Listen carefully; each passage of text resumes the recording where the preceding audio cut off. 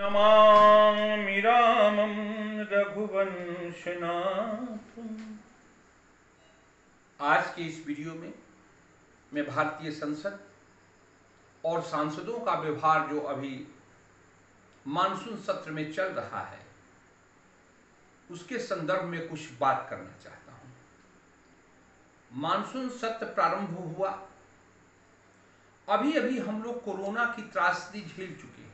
पूरा हिंदुस्तान झेल चुका है, वो चाहे महाराष्ट्र हो, चाहे गुजरात हो, चाहे उत्तर प्रदेश हो, चाहे बिहार हो, चाहे बंगाल हो, चाहे उड़ीसा हो, चाहे केरला हो। एक सार्थक बहस तो उसे मानी जाती जब हम कोरोना के ऊपर, लोगों की परेशानियों के ऊपर, लोगों की मृत्यु के ऊपर चर्चा करते। अस्पतालों की या तो सुप्रबंधन होता या कुप्रबंधन होता, उसके प्रति हम अपनी संवेदना व्यक्त करते, उस पर चर्चा करते। भारत की 1 अरब 35 करोड़ जनता ये इंतजारी कर रही थी जिसके लिए हम टैक्स देते हैं, जिसके लिए हम आयकर चुकाते हैं, क्या उसकी ऐसी दुर्दशा होगी? उसकी कोई चर्चा नहीं। फिर यही लोग जब क्षेत्र में आएंगे तो कहेंगे कि हम आपके प्रति बहुत संवेदनशील हैं, हम आपकी चर्चा करते हैं, दुख को संसद में उठाते हैं। लेकिन जब ये संसद में पहुंच जाते हैं, जब ये सांसद बनते हैं, तो आपके पैसों का कैसा दुरुपयोग करते हैं या आपके आंख के सामने है। तृणमूल कांग्रेस के सांसद शांतनु सेन ने अश्वनी वैष्णव के हाथ से कागज लेकर के फाड़ ही दिया, और फाड़ ही नहीं दिया, उपसभापति श्री वेंकैया नायडू के सामने दे करके उसको उड़ा दिया। क्या ये मर्यादित व्यवहार है? क्या इससे समस्याएं हल हो जाएंगी? क्या इससे आप जो कहना चाहते हैं कह दिए? नहीं। हमारे देश की गरीब जनता का, नौकरी पेशा लोगों का आयकर में दिए हुए पैसे हमारे हैं। आप प्रतिदिन जाने के भी पैसे लेते हो।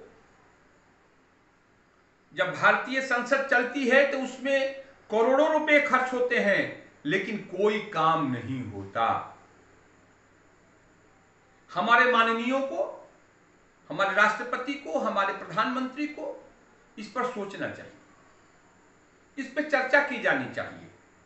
लोकसभा में और राज्यसभा में, house of people and council of states, दोनों में ये चर्चा होनी चाहिए कि हम जनता के पैसों का कैसा दुरुपयोग करते हैं, कैसे देखते हैं।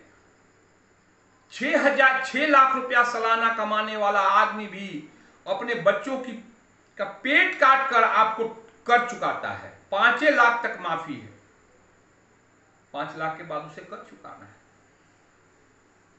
लेकिन आप उन पैसों का क्या दुरुपयोग करते हैं। संसद में अभद्र भाषा का व्यवहार, अभद्र आचरण आपका प्रतीक बन चुका है। तृणमूल कांग्रेस के सांसद शांतनु सेन ने जब श्री अश्वनी वैष्णव के हाथ से कागजात लेकर के फाड़ा, तो क्या यह अच्छा किया? क्या इससे समाज में, देश में क्या संवाद जाएगा, क्या खबर फैलेगी, क्या लोग सोचेंगे? आज गरीब जनता जो आपके मुहताज है, जहां आप फैसले लेते हैं, आज जनता मायूस है कि आप कहते कोरोना के रोगियों को, आप जिसके घर में मृत्यु हो गई उसके लिए कौन कौन सा लाभकारी योजना लाते हैं, जिसकी नौकरी छूट गई उसके लिए आप कौन कौन लाभकारी योजना लाते हैं, जिसके घर का कमाने वाला पुरुष चला गया, जिसके बच्चे अनाथ हो गए। क्या यही हमारी संवेदना है? दूसरा, अभी कोरोना गया नहीं है, अभी 40,000 केसेस प्रतिदिन इस हिंदुस्तान में हो रहे हैं। हम उसे कैसे रोकेंगे, इस पर भी, इसकी रणनीति पर भी चर्चा होनी चाहिए। सरकार की अगर गलतियां हैं तो उनको खिंचाई कीजिए, सरकार को कटघरे में खड़ा कीजिए और पूछिए कि क्या तुम फिर लोगों के जान लोगे, क्या फिर ऑक्सीजन कम पड़ेगा। इसकी चर्चा होनी चाहिए। आपके पास आंख है, नाक है, कान है, बाजुओं में ताकत है, आप समाज में घूमते हैं, अब समाज से आंकड़े तो उठाइए, लोगों के दर्द तो सुनिए और संसद में रखिए। अगर यह चर्चा होती तो इसे एक बहुत ही सार्थक चर्चा कही जाती। लेकिन तृणमूल कांग्रेस के शांतनु सेन जब जवाब देने के लिए श्री अश्वनी वैष्णव खड़ा होते हैं राज्यसभा में, तो उनके हाथों से पेपर ले करके, फाड़ करके और उपसभापति श्री वेंकैया नायडू के तरफ फेंक देते हैं। क्या इससे मेरा प्रजातंत्र मजबूत होगा? क्या इससे मेरी समस्याएं हल होगी? इस अभद्र व्यवहार के लिए तो उनको पूरे वर्ष के लिए संसद से निष्कासित कर देना चाहिए। लेकिन श्री वेंकैया नायडू ने मानसून सत्र के लिए उनको निष्कासित कर दिया। दूसरी समस्या हमारे देश में अतिवृष्टि की हो गई है। महाराष्ट्र में लोग डूब रहे हैं, सड़कें नदियां बन गई हैं, उत्तराखंड में बादल फट रहे हैं। कौन इसकी चर्चा करेगा? कौन कहेगा कि जनता डूब रही है? क्या इस समय लोगों को भूख नहीं लगती? लोग क्या इस समय बीमार नहीं पड़ते? क्या उन डूबते हुए गांव में तैरती हुई नाव पहुंच गई? क्या उसमें भोजन गया? क्या उसमें चिकित्सक गए? क्या उसमें दवाई गई? अगर ये चर्चा होती और हम सरकार को मजबूर करते लोगों की सेवा करने के लिए, तो एक बहुत ही सार्थक बहस होती, जिसको कि हम लोगों ने निरर्थक बहस में बदल दिया। इस नकारात्मक सोच से भारतीय संसद को निकलना होगा। सांसदों को अपने व्यवहार में परिवर्तन लाना होगा। जनता के दुख दर्द की चर्चा संसद में करनी होगी।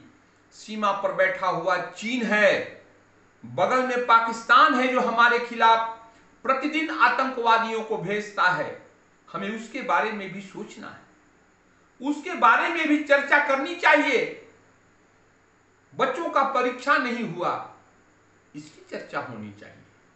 हम कैसे अपने शिक्षण पद्धति को मजबूत करेंगे?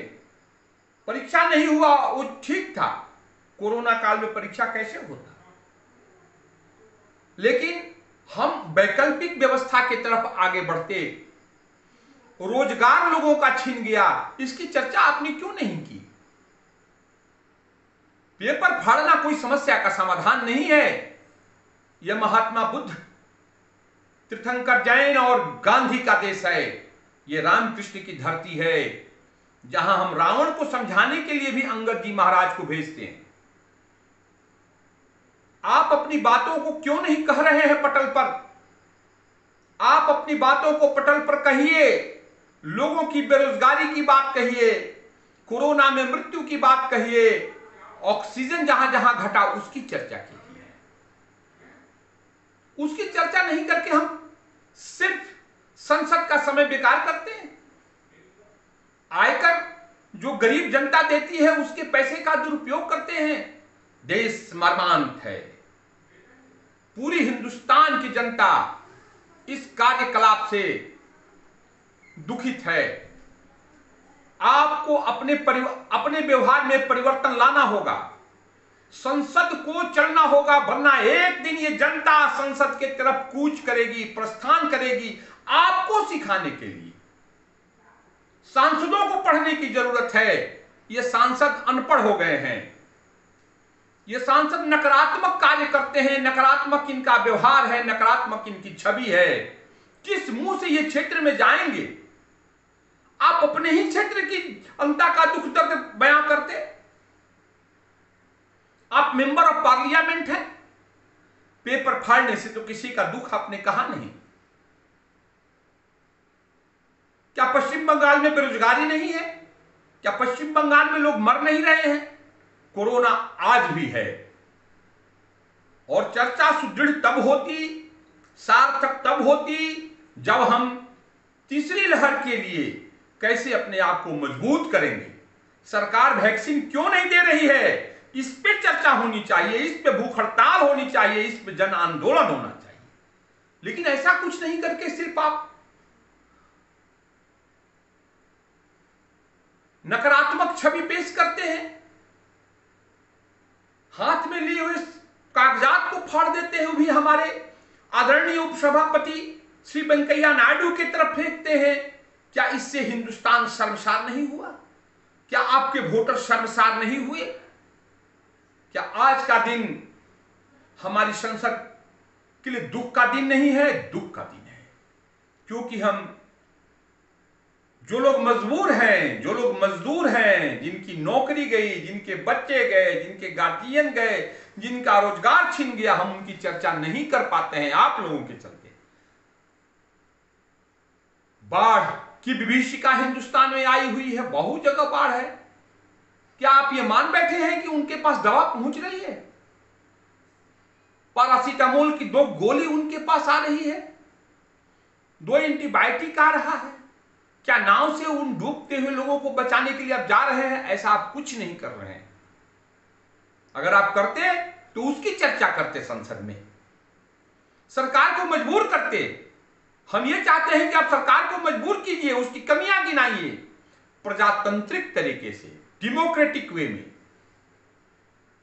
और जनता के दुख दर्द को उस तक पहुंचाइए ही नहीं, बल्कि उसको दूर करने के उपाय कीजिए।